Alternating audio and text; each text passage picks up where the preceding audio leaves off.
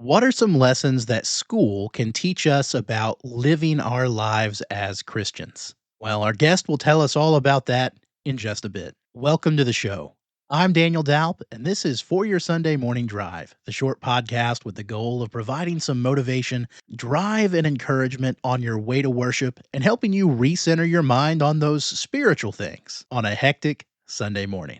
This morning, we are joined by Leo McKinley. Leo is a math teacher at Paducah Tilghman High School in Paducah, Kentucky, and is also a wonderful preacher of the gospel. If you'd like to know more about Leo, you can check out my short interview with him in the link that I've provided in the show notes of today's episode. Leo has some great thoughts to share with us today, so let's go ahead and get the show on the road. This is episode 114, a few lessons from school. Leo, thanks for being with us today.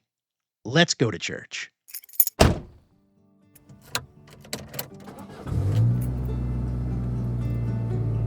Are we there yet?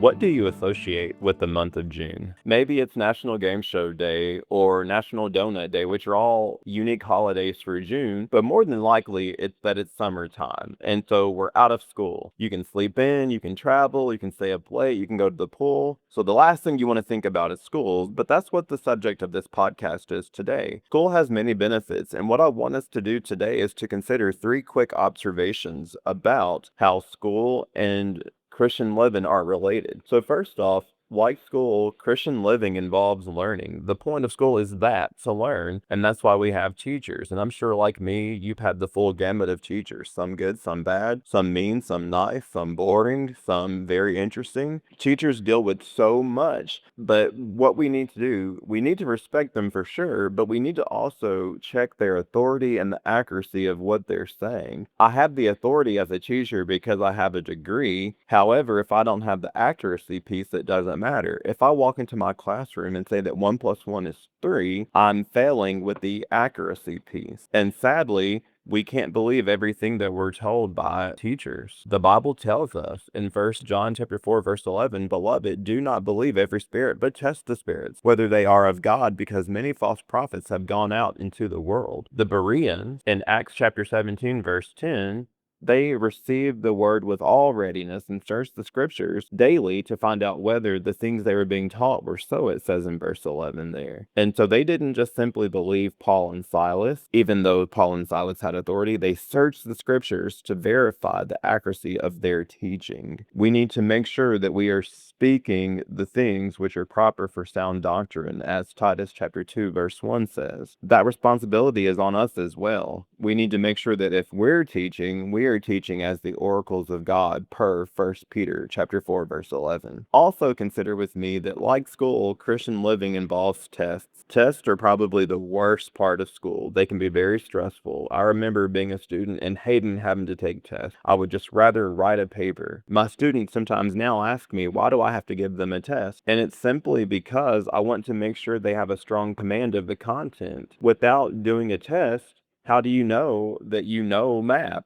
Without being tested, how do I know I have a strong faith? Sometimes we are going to fail tests. We're going to make mistakes or come up short in life. Michael Jordan famously said, "I've missed more than 9,000 shots in my career. 26 times I've been trusted to take the game-winning shot and I've missed. I've failed over and over and over again in my life." That is from the greatest basketball player that ever lived. Also, consider Steve Jobs, Elvis Presley, Walt Disney have all been fired. You could argue that they were tested. We see many people in the Bible who were also tested to varying degrees, whether it's Adam and Eve, Cain and Abel. Genesis chapter 2, Act 22 actually opens up with us being told God tested Abraham whenever he told Abraham to offer his son Isaac as a burnt offering. Peter was tested as we shift to the New Testament. Remember, he denied Jesus 3 times in Matthew chapter 26, verses 69 through 75. And then who was it that was boldly proclaiming the truth on the day of Pentecost in Acts chapter 2? That very one, Peter. Jesus was tested. He was ridiculed, mocked, and humiliated on the cross, yet he became obedient to the point of death, even the death of the cross, according to Philippians chapter 2, verse 8. He was tested. So So if all these people were tested, we should not fantasize that we are going to travel through life untested. Revelation chapter 2, verse 10 makes that very clear when it says, "Do not fear any of those things which you are about to suffer. Indeed, the devil is about to throw some of you into prison that you may be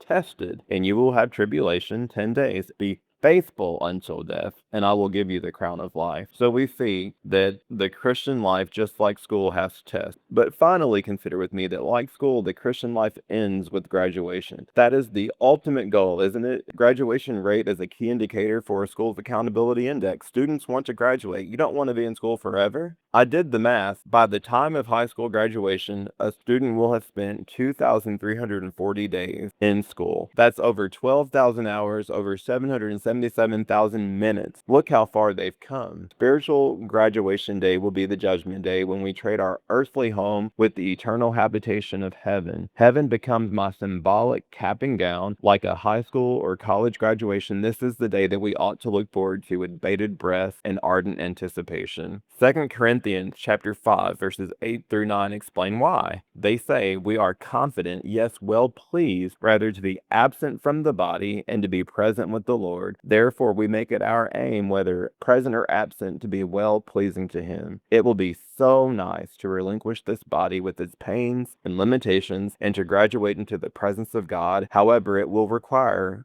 pleasing God and being obedient to him. Like how I must pass tests in order to graduate school, also I need to be competent and literate when it comes to God's word. Someone once remarked that Americans revere the Bible, but by and large they don't read it, hence we are a nation full of biblical illiterates. Researchers have suggested that fewer than half of all adults can name the four Gospels. Many Christians cannot identify more than 2 or 3 of the apostles, and apparently 60% of Americans cannot name even 5 of the 10 commandments. If we are biblically illiterate, or in the case of others, too stubborn to be obedient to God's word, how could we ever expect to meet graduation day in heaven? So as we see, the Christian life can be modeled by the school existence, where we have graduation ultimately, but before that we have learning that takes place and we have tests.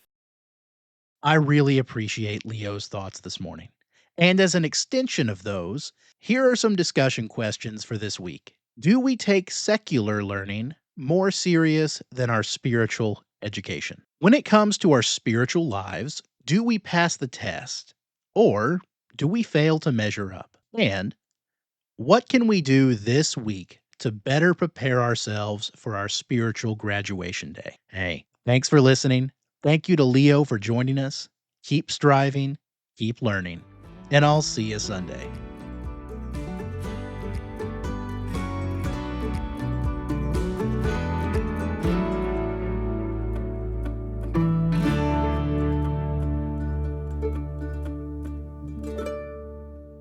We're here.